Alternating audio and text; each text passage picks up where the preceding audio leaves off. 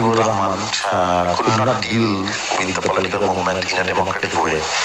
He felt jittery about the whole situation. He was naturally controlling the public, but he could not face the criticism, accept the opposition. তখন তিনি তার বিরুদ্ধে রক্ষী বাহিনী গড়ে তুললেন। তারা তো রেগুলার ফোর্সের বিরুদ্ধে আরেকটা রেগুলার ফোর্স, প্যারালাল আর্মি, যাতে করে এই আর্মিকে তিনি মার্সেনারি আর্মি হিসেবে ব্যবহার করে আর রক্ষী বাহিনীকে দিয়ে উনি ওনার রাষ্ট্র ক্ষমতা টিকিয়ে রাখা দলের শাসন কায়েম করার চেষ্টা করলেন। He decided to crush the movement by state apparatus and physical force. So Rakhi Bahiনী was launched. The Awami League cadres were armed, and the opposition political movement were harassed, offices burned down, arrested, killed.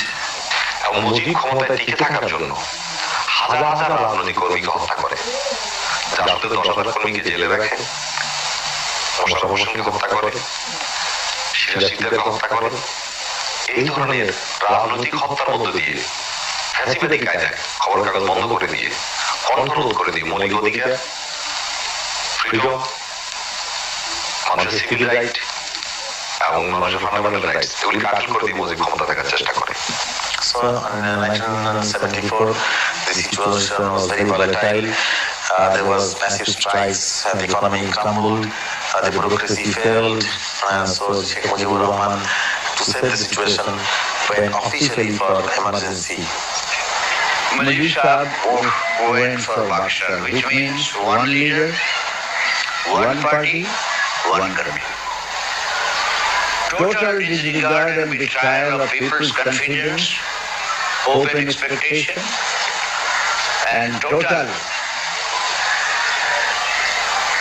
negation of the constitution which we ourselves framed. That is Bakshar. Stopping newspapers, all newspapers excepting 3-4 under the government control. According to my reading, though cruel it will sound, Mujib's political death was on that day on which he formed this one party.